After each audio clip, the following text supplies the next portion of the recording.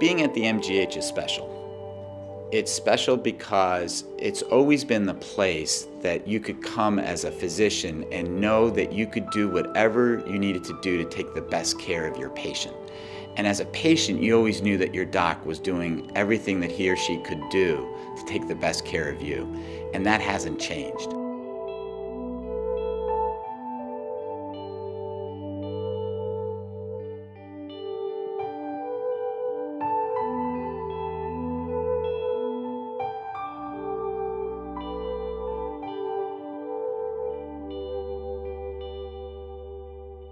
My name is John Patrick Murphy. I'm from Colorado Springs.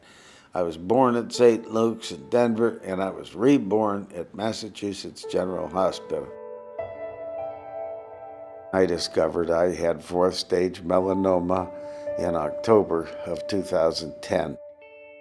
Stage 4 in cancer has a fairly universal meaning, which is that the cancer has infiltrated into internal organs and has grown there to the extent that we can see it. And with John, that was the situation. We could readily see dissemination of his melanoma internally with multiple tumors that measured more than a ½ inch, and some larger at multiple sites.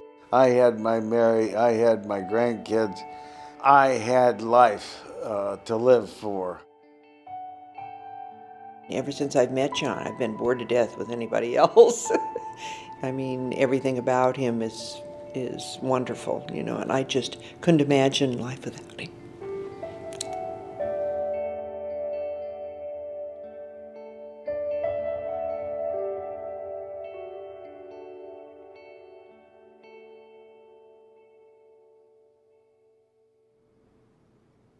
Cancer treatment over the last 50 years has come an enormous way. I think we've come to recognize that cancer is personal from an emotional standpoint, from a clinical standpoint, and from a science standpoint. What we refer to as targeted therapy are drugs that are aimed at a specific molecule, specific protein of a large number. And to create a drug that targets just one of those versus chemotherapy drugs that latch on to DNA in its entirety, that's a sense of the scale for how much smarter or more precise these medications are. These are smart bombs. These pills that I'm taking are heat seekers. They go straight to the tumor. Who ever heard of a 4th stage cancer being taken care of with pills? I mean, twice a day pills? I take 4 pills in the morning and I take 2 pills at night, 12 hours apart. They've taken me from a position of extreme peril, of about to be dead. And they've turned me into as normal person as I know how to be. I mean, I'm living my life. I'm not climbing mountains as fast as I used to before, but I feel awesome. Based on the scans that we see, we don't really have clear evidence of active cancer left in his body.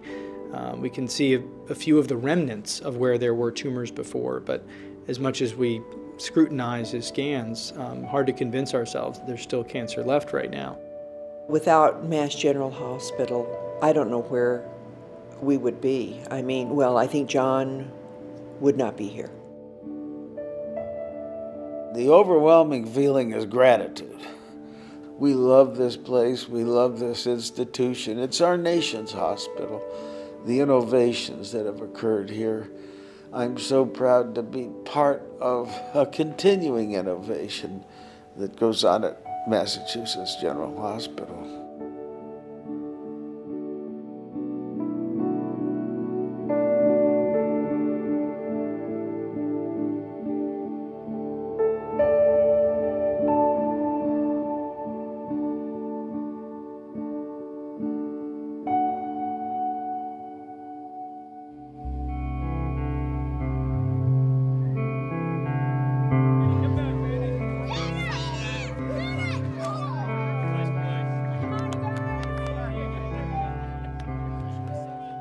Three years ago, exactly in December was when it all started.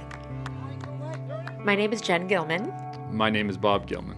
We have 3 children. We have Tommy, who is 10, we have Matt, who is 8, and Mia is our youngest, and she's 6 years old.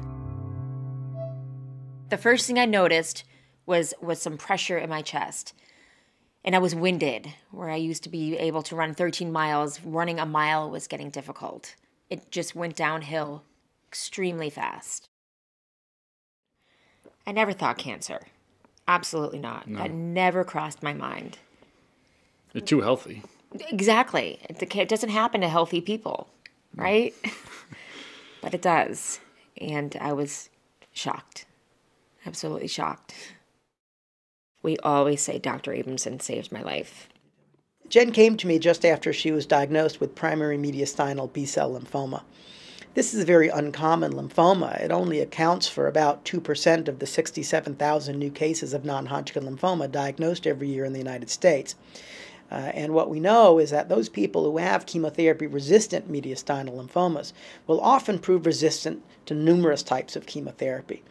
And so resistant primary mediastinal lymphoma is one of these situations that really strikes fear among lymphoma specialists, because it can be very difficult to deal with. And as an aggressive disease, if it isn't eradicated, it can be rapidly fatal.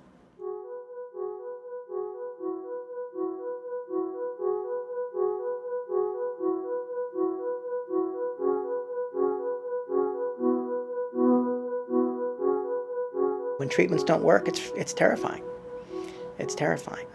And she said, "What are we going to do now? You've got to save me. I have the best life." I felt that, in my very core, to think, what are we going to do to do everything we can to make sure that Jen gets through this, and to think creatively and think out of the box for newer treatments that might find the Achilles heel in her particular lymphoma that had progressed on so many different treatments. I think the bravest thing Dr. Abramson did was what ultimately saved Jen's life, and say, hey, we've done everything in the playbook here. There is this T-cell therapy in NIH, and he had, he doesn't have an ego. He said, go there and get this treatment. This could be the one. The doctors and nurses here will do everything they can to help people in their journey, whether it's here or any place in the world. From a physician-scientist perspective, if we know of something that might help somebody anywhere, we're going to get on the phone and do it. We're now 10 months after her genetically engineered T-cells were infused, and she has no evidence of disease. And that's after 2 years of treatment. So it's been an unbelievable journey. And she is, to my mind, an inspiration. He was 100% on my side, and that was by far the best feeling I've had through this whole journey, knowing that he was fighting so tirelessly for me. The analogy we always use is that Dr. Abramson pitched the first 8 innings against the toughest lineup you've ever seen. NIH came in and closed it up, but if he didn't, he kept everything at bay and it was teed up and ready to go, it wouldn't have happened. I was in good hands, and I know that.